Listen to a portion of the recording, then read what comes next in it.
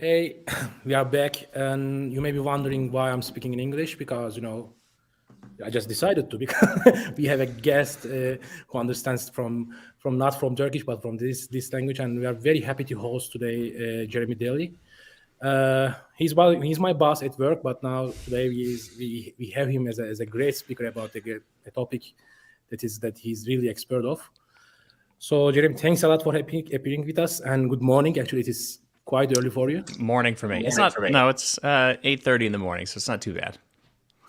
Okay, then. So we just wanted to make you the last speaker, just to end the day with a great talk, and also not to get you out early, very early, I can say. So I'm giving it to you, and we are very excited about it. Okay, thank you. Okay, so let me just get where I need to get here. Oops, there we go. Okay, so we're going to talk about DynamoDB modeling for serverless applications, and we only have about a half an hour, so I don't know why that just did that. Sorry, there we go. So we only have about a half an hour, so we are going to try to go through a couple of concepts quickly, but for the most part, the idea is just to get us thinking about how we would model applications, and also why we'd use them in serverless applications. So. My name is Jeremy Daly. I'm the GM of Serverless Cloud at Serverless Inc. I do some consulting with companies in the cloud. I've been doing this for a very, very long time. I actually started working with AWS way back when it was just EC2 instances, and that was way back in 2009. And then once Lambda came out, I was just sold on serverless and completely fell in love with the whole paradigm. I do quite a bit of blogging, OSS projects, and I do some speaking. I have my Off by None newsletter that I publish every week. It's all about things that are happening with serverless and in the serverless industry, and specifically, a lot of stuff that happens with AWS. I'm also the founder and co-host of the Serverless Chats podcast. I have a new co-host, Rebecca Marshburn, who has joined me now, and we've had some pretty great guests, and we have an upcoming episode actually with Werner Vogel. So that should be a fun conversation to listen in on. And I also, talking about DynamoDB modeling, I have a new course that is coming out at dynamodbmodeling.com, and there'll be some good information there for kind of going through, expanding a lot more on what we're going to talk about today, getting into the details and start showing some examples and so forth. I'm also a serverless hero with AWS, which is a great program. That's just a nice way to kind of stay connected to what's happening there and kind of lend a voice to some of the things they're building in the serverless, within serverless and AWS. So anyways, let's get into this so we can start learning about DynamoDB modeling. So today we're going to talk about quickly just what DynamoDB is and why we should use it with serverless. We're going to look at single table versus multi-tables. This is the biggest debate generally with using DynamoDB, and we're just going to talk a little bit about why you would use single table or why you would use multiple tables and some of the thinking and reasoning behind that. We're also going to go through some strategies for approaching NoSQL data modeling. It is a very, very complex topic. There's a lot of different ththings to do, but I'm just going to give you some ideas and some strategies in terms of how I think about it, and maybe get you thinking about it a little bit differently so that we're not you don't kind of get stuck in the old way of thinking if you're building more traditional databases or modeling more traditional databases. And then just for fun at the end, we'll share a simple but extremely handy NoSQL pattern that is, like I said, very easy to implement and should be something that you can use. It's also great for serverless applications, so we'll talk about that. So make sure you stick around. All right, so just quickly, what is DynamoDB? If you're not aware of DynamoDB, fully managed serverless key value NoSQL database, and the whole idea is that it's designed to be hyper-performant and at scale. They use it for Amazon.com, trillions of transactions per day or something crazy like that, and the number of transactions per second is insane, and you don't have to do anything. You don't have to manage multiple servers. You can just basically say, I need this number of write units, or I can use provisioned, on-demand capacity, which gives me the ability to scale very quickly without having to worry about any of it, and I don't have to worry about sort of replicating data and clusters and all that other stuff. It just is completely done for me. It supports both key value and document data models. So if you're familiar with a simple key value, like maybe Redis or Memcache or something like that, you can just do simple things like that and say, for this key, bring me back this value. But you can also do complex documents as well, and there are some really cool things you can do within documents, including updates and upserts and other types of functions you can run, and different types of data objects where you can store some interesting things. And then, so then it also has single-digit millisecond performance, which is pretty crazy. So even though you're accessing massive collections of data, you have a very predictable response for whenever you are retrieving data. So it's super handy to be able to do that, right? You don't have to worry, if the data grows, that all of a sudden your query starts slowing down if it's using a more traditional database. And it typically supports, online transaction processing type workloads. So if you're doing analytics, and you want to have flexible queries and things like that, then DynamoDB isn't necessarily the right tool for those types of queries. But again, we're not going to get into all this, but there are a lot of strategies that you can use where you can add that flexibility by replicating data to other systems. But the idea is to have the ability to process these massive transactions, or these process massive amounts of data very, very quickly, huge amounts of traffic. So why should we use it? Like I mentioned, there's provisioned or on-demand capacity. So on-demand is great because it will literally scale to 0. So if you have no transactions against it, it's great to have on-demand capacity set. Those are great for developer environments and any sort of like test environments and things like that, because you're not paying to have this database up and running. You're only paying when traffic is hitting it. And then if you have it in a production workload, and there's a lot of sort of consistency to the amount of traffic that you're getting, then you can actually set provisioned, and that'll save you a little bit of money because you can kind of predict, and there's all kinds of bursts and things like that. It's a very, very great product. So just in terms of scale, the default quota is 40,000 read requests per second, or I should say read request units per second. So actually, if you're, depending on what type of read you're doing, it actually can be higher. And then the same thing with write requests, that's 40,000 write requests per second. That's just out of the box, that's the default, and that number can be raised. So just think about what you would need to provision for a MySQL database or a Postgres database if you wanted to achieve 40,000 read requests or write requests per second. It'd be insane how many servers you have to provision to do that. So this makes it perfect for these high throughput serverless applications. And a lot of times when we talk about DynamoDB, we talk about high throughput. We talk about massive scale, things like that. It doesn't need to be, though. And if you look at the on-demand capacity that it can scale to 0, you could use this for very, very small applications. Maybe you just have a Slack bot. Maybe you have like a small management system with admin users or something like that. So you don't necessarily need to take advantage of the full scale of this thing. You can also take advantage of the fact that it's very flexible and can scale to 0, right? So if you just have a small application that maybe gets, a couple hundred requests per day, setting up a SQL Server or a MySQL database to handle that's a lot of overkill. That's a lot of extra expense where you could just be running a few queries on demand and not paying for that. So let's quickly talk about the problem with relational database management systems and serverless. So in a Lambda environment or any type of these environments that are fast, that are functions as a service, the isolation model works in a way that essentially every container has to get a separate connection to a database. So there's no pooling involved here. And so what this essentially means is that if you have 1,000 concurrent connections, you need 1,000 connections to your database.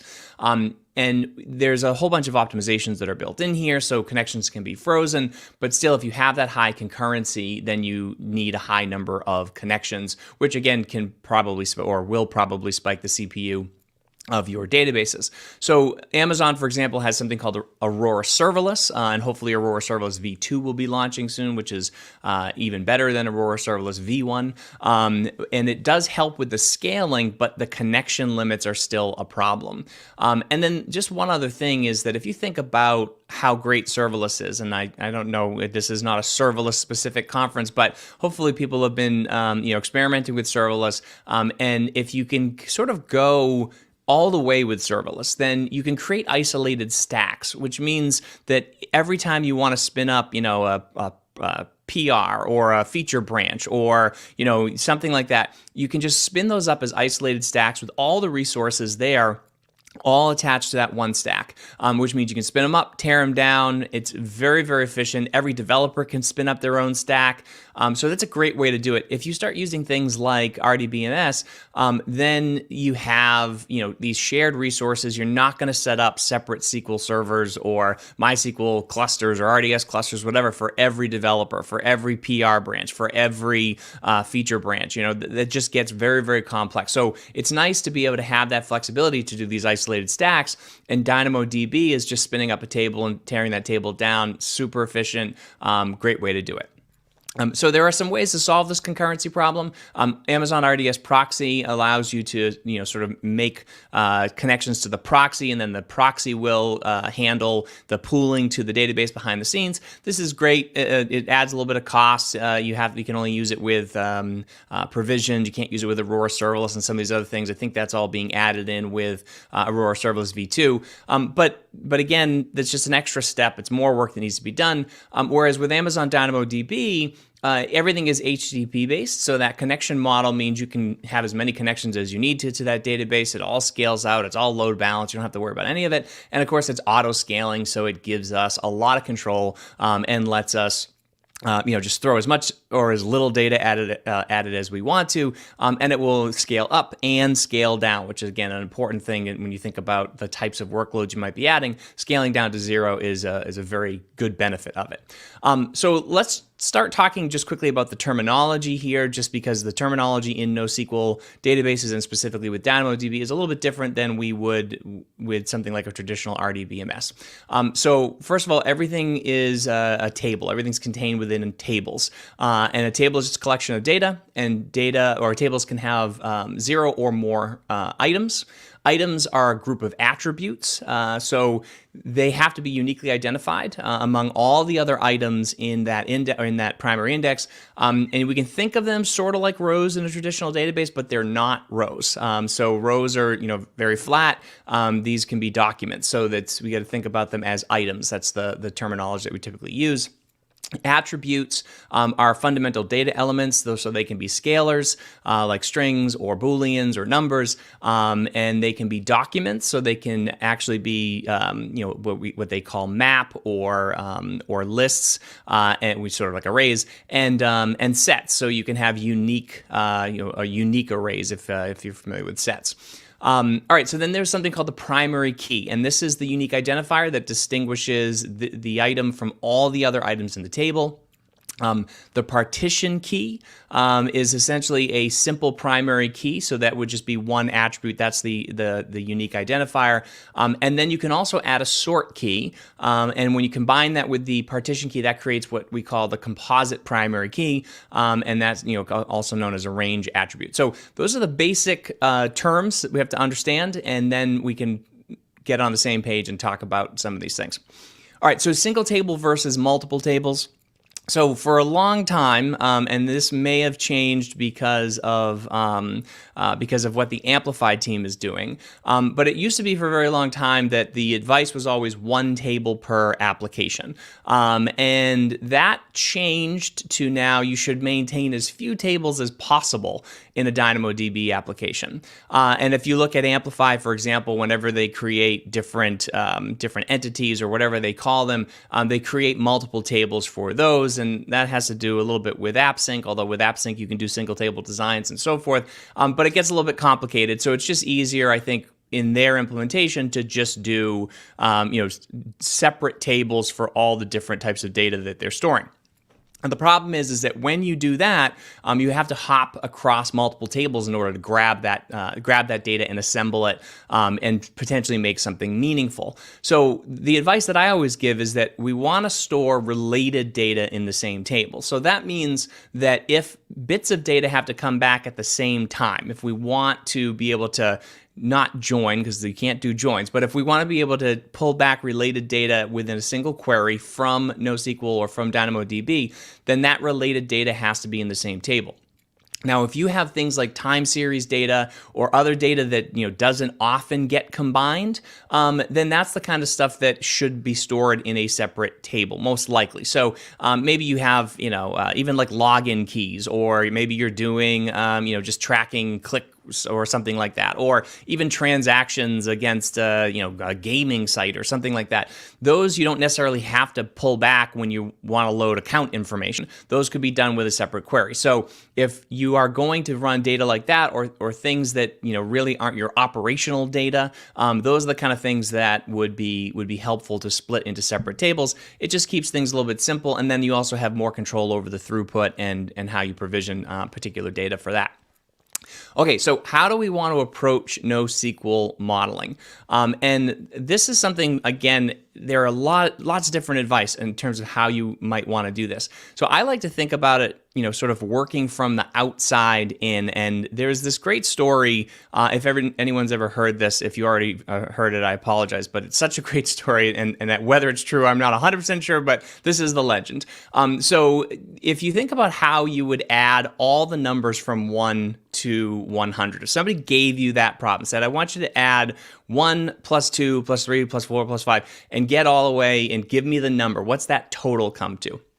So that's a problem that supposedly a mathematician named Carl Friedrich Gauss, when he was only 9 years old or in primary school or whatever it was, his teacher gave him this problem, and he came back and he said, well, rather than adding up each number, if I go from the outside in, then 1 plus 100 equals 101, and 2 plus 99 equals 101, and 3 plus 98 equals 101. So essentially what I have is 50 pairs of 101. If I multiply 50 by 101, then I get the answer of 5,050. So this is just an example of sort of thinking outside the box or thinking differently. So rather than approaching a problem linearly, we approach it from both ends. And this is sort of how I like to think about NoSQL modeling.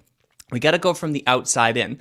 So if you think of traditional relational databases, you can design, design that flexibility by just basically following some good practices, and then you don't have to worry about the implementation details, because you can query and join the data afterwards and produce whatever output you want. But the issue is that this has to hop around disks. This has to, in real time, pull all this data together, and this just doesn't scale well in high traffic situations.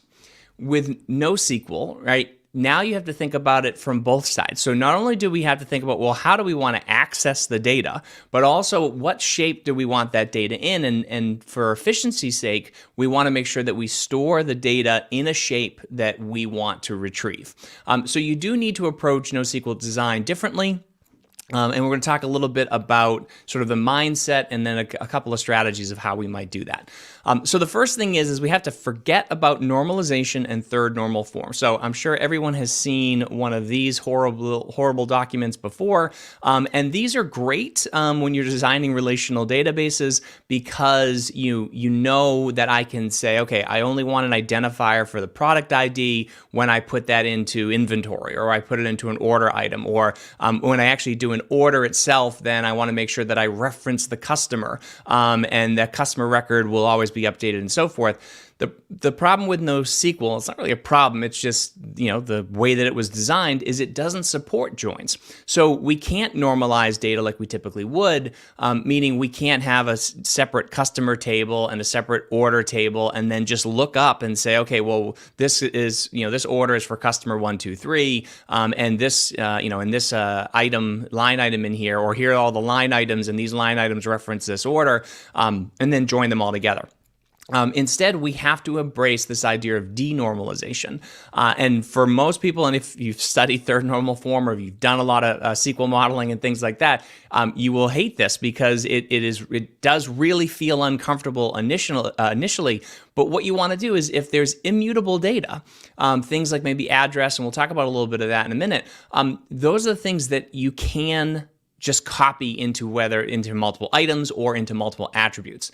And then if you do have mutable data, like maybe it's an email address or a phone number or things like that, something that might update, and actually I guess email address probably wouldn't update very often, but something that's mutable that does need to change, it can be denormalized if it's absolutely necessary, but we want to do so very sparingly. Okay, so anyways, here's what I like to do. I like to think about documents, all right? I like to think about my data as documents as opposed to tables and rows, right? And so we need to think, what is needed? What data do we need for a complete document? And this is just something I whipped up, but essentially this is just, let's say it's a billing, this is an order, right? So I've got my customer, I've got my order ID, I've got a section with billing info, my shipping info, I've got an array of items in here, array of objects of items in here, my order total, and this could be a user profile or an account or whatever else it is, but what is that document? What is that full sort of representation of something that I want to potentially store or retrieve? And then I have to think about what are the different entities that are represented in this document. So like in this one over here, I have the order itself, right? That's sort of the whole wrapper, but then the billing info and the shipping info, those are different types of entities. And the items, each item is its own sort of entity. And then what are the relationships of those items? Are they one-to-many? Is there just one per order? Are there, one-to-one? Are there one-to-many? So like items, for example, like one order to many items.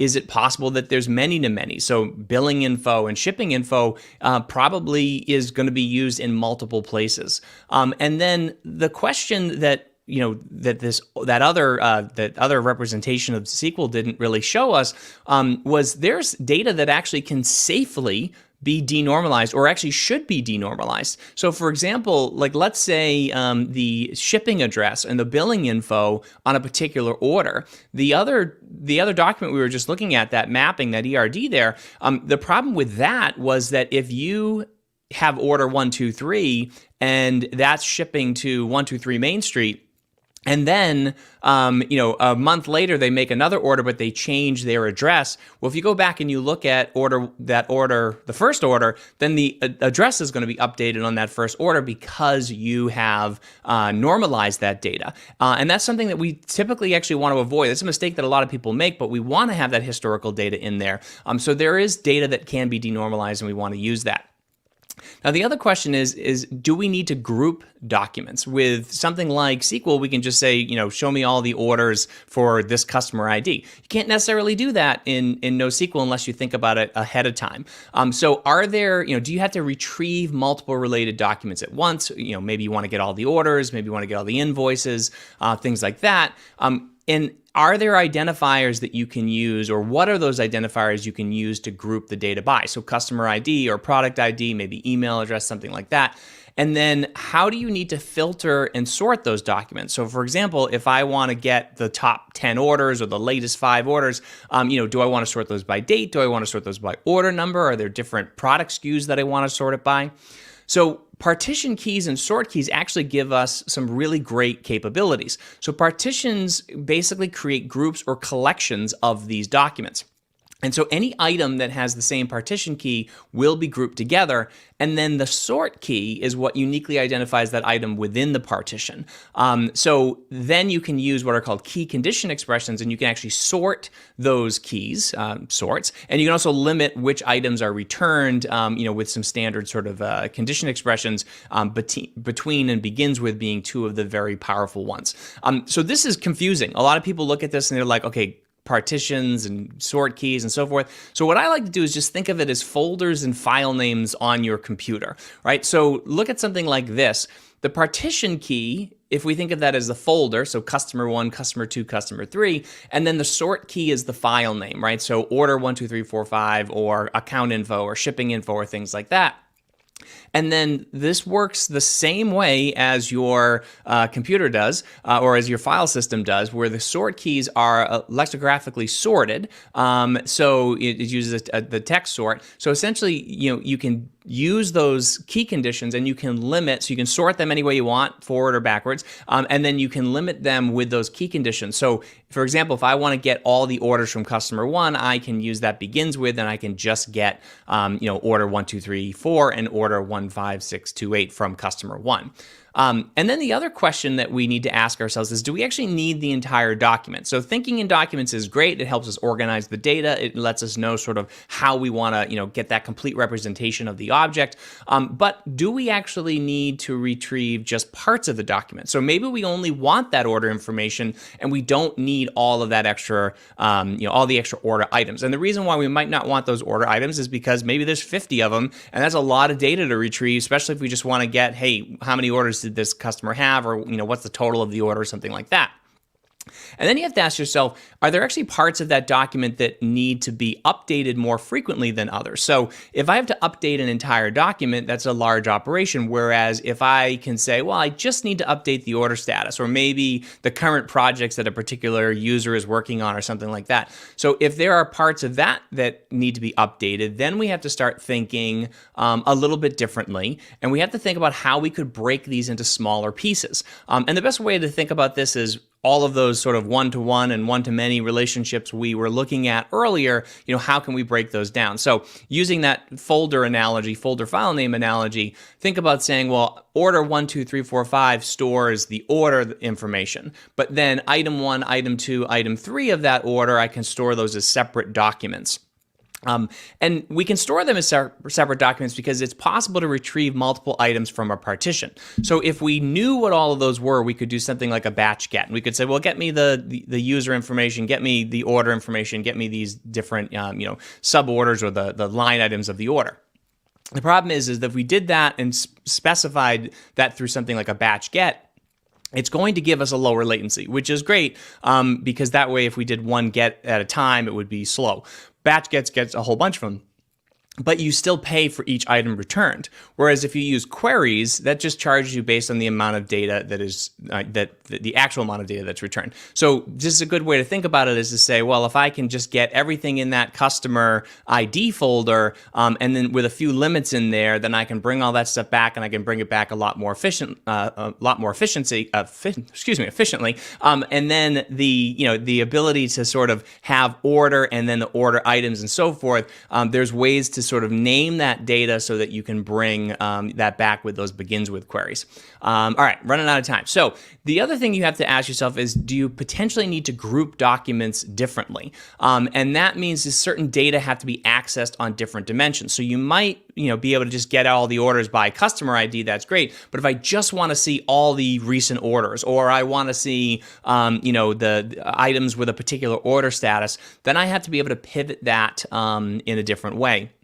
And then the other question is, when I pivot that data, when I'm looking at it through a different dimension, do I need the entire document again, or do I just need parts of it, right? So maybe I just want to get the main information or the main order information when I look at the order list and not the specific items. And so therefore, if I found just the orders and I say, oh, that's the order I'm interested in, then I could go ahead and do another query and pull back, all those items if I needed to.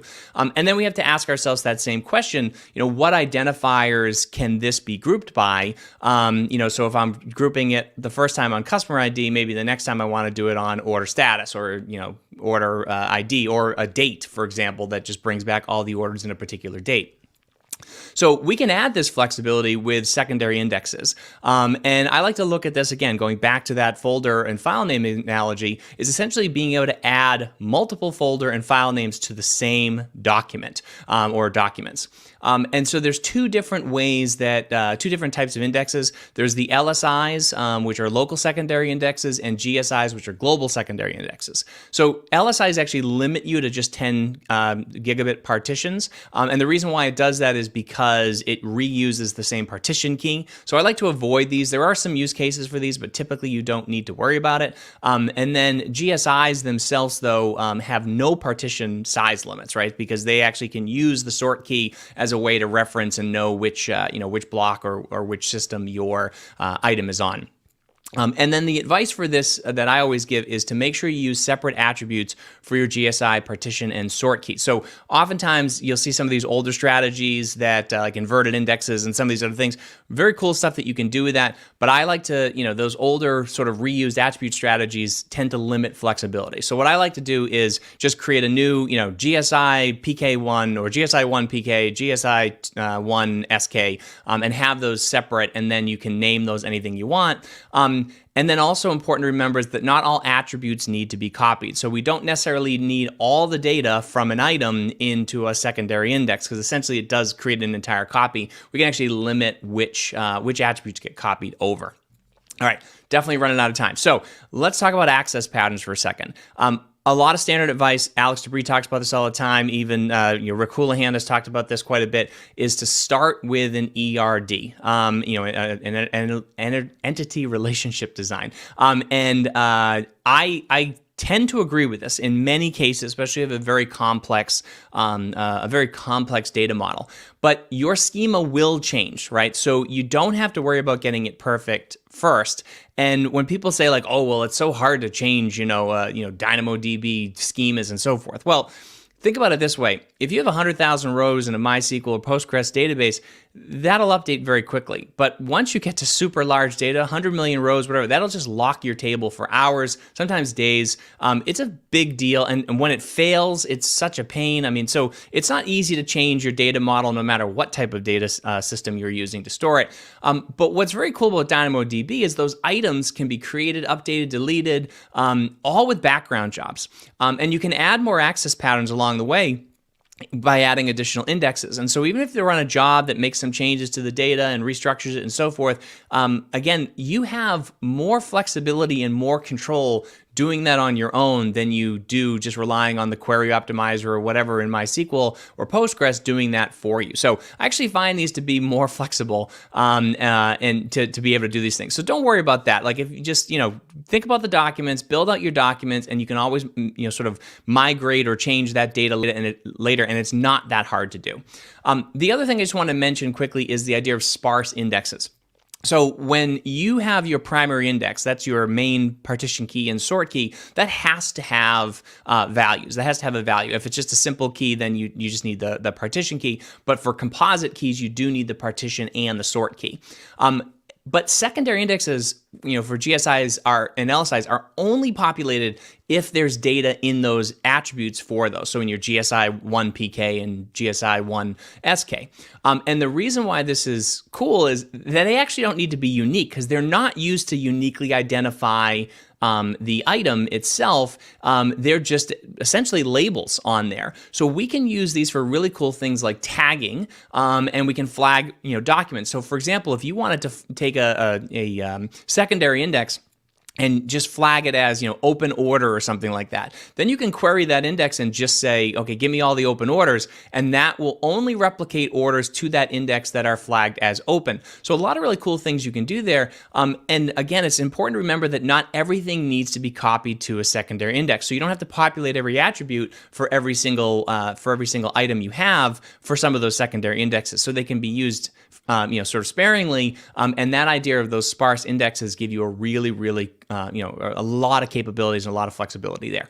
All right, so let's just quickly talk about a pattern that I think is super easy and fun, and this is great for serverless applications, especially if you're just building, maybe building an admin tool or something like that. So the type ahead search pattern is super simple. You take a partition key and you use, the first couple of letters of whatever you want to search against. So, let's say it's an email address. In the primary key would be JE, JE, JA, J, whatever. And then the sort key would be the full email address. So you take that sort key, you use the full value of the search, and then to search against this, you basically just, as you type in, so let's say I'm searching for an email address, I type in JE, then I grab those characters and I would put those into the query as the partition key, and then I would use this condition expression of begins with to start filtering the SK. So once I get the first two letters typed in, I can go ahead and start querying and looking for everything on the SK that begins with JE. JE. And then if I type in the F, it's going to say, oh, okay, look for everything that has JEF, and that's going to start limiting what you get back. So you can even decorate these with, with prefixes. So if you wanted to, have email star or email pound, or you wanted to search by name or some of these other things, you can have those different indexes. But this is just a fun pattern. It's great. It's super easy to implement, and it gives you a lot of flexibility if you want to. A lot of people are like, oh, you can't search NoSQL. Well, you can't as flexibly as you can, something like MySQL, but it is capable. It is a possibility, and it is sort of a fun thing to do. All right, so some quick key takeaways.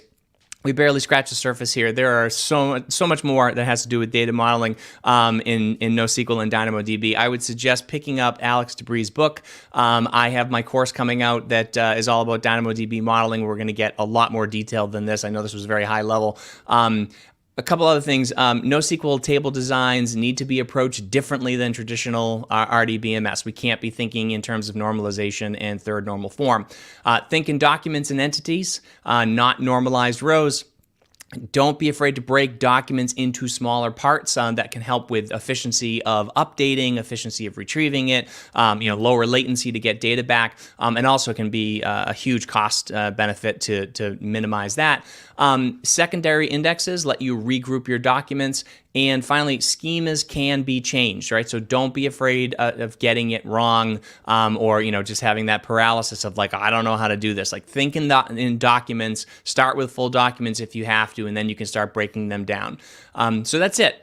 So just some information about me, my blog, the podcast, serverlesschats.com. Off by None is the newsletter. DynamoDBmodeling.com is the URL for the course. I have a thing called the DynamoDB Toolbox, an open source package for Node. Pretty cool in my GitHub, Twitter, and Serverless Cloud. Make sure you check that out. We've added some really, really cool things to Serverless Cloud. And there is a cool thing called Serverless Data that is powered by DynamoDB and actually implements a lot of these practices we talk about. Sort of the best practices are already built into that. Okay, that is it. And Emma is back. Okay. Yeah, so like when you see me, you understand that it's ending. So thanks a lot for that. I think it was very intense. So it will take some time. I recommend people to rewatch it. And you just scratched the surface, I know, but like it was really intense. And thanks a lot for that. There are some questions. Okay. Ali asks about that. Do DynamoDB support full text search such as Redis search? No, so that's the thing. Then that's one of the reasons why I showed that pattern at the end, because a lot of people look at something like DynamoDB and they say, "Oh, this is great. Now I just want to do a full text search on a text field somewhere in there." And DynamoDB won't do that because of the way that it structures the data. So I gave the analogy of the folders and the file names. That is basically how DynamoDB works. I mean, that is essentially what it is under the hood, and it just uses a router to cache or to understand what where that folder is stored, and then the sort key helps it to uniquely identify what record you're talking about within that partition, or what file within that partition. So it's pretty much exactly how it works. So the issue is that there is no index that just stores, that I can type in an email address somewhere and it will look in all the documents. And that's part of the reason why it's so fast and why it's so predictable. But there are ways that you can add search to it. And one of those ways is with DynamoDB streams, which every time an item is added, updated, deleted, it will actually emit a change change object onto a DynamoDB stream that you can listen to on a Lambda function. And a lot of people follow the pattern where as they change something in DynamoDB, they actually write that either to another, to a MySQL database or something like that, because you don't have to worry about querying it, with that same amount of intensity that you might on the front end. Or you can, write it to S3, for example, and use something like Athena to query it or whatever. So or you can push it into, Elasticsearch or whatever. But in terms of that front end, those standard queries like get me all the orders for this user, or get me all of the invoices, or get me user information or whatever, you want those to run as quickly as possible. And so you wouldn't want to use, however you index those after the fact, you wouldn't want to use those to serve up that transactional data. That is where DynamoDB really shines. Thanks, Jeremy. Like one last question before we Sure. end up, because the other track is already going into the other talk. Like All right. there will be a panel going on about the women in tech and how we can empower women more in tech. So the last question is, if you use DynamoDB for documents, is it safe to say that, not as a key value, is it safe to say that DynamoDB is not schemaless? Schemaless. Yeah. So the thing that's really interesting, and this is something that why I try to tell people don't think about it as rows, is because it is schemaless. So you can create.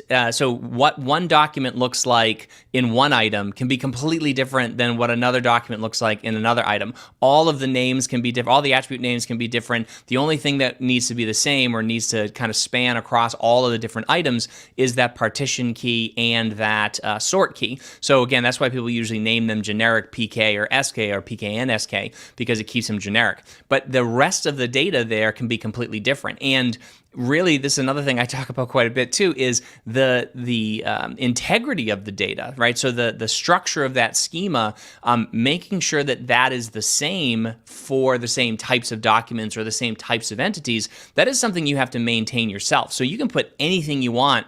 You could have one that was called an order. Like, so let's say you have some pattern where you have a schema for orders. That order could look like the order that I showed, with the items, whatever, but that order could also just be a string that's test 1, 2, 3. So it's hard to maintain those schemas without using some sort of a library, or writing, a data access layer or something like that to maintain those schemas. So it is 100% schemaless, in that those schemas do not have to follow any rules. So that is up to you to maintain those, and keep that integrity of your data. Okay, thanks a lot, Jeremy, for appearing here. And it's good to be here. Thanks for having me. Yeah, this was the last talk of this track. We will switch into the other track for the panel discussion. And thanks everyone who is joining. Bye bye. Thank you.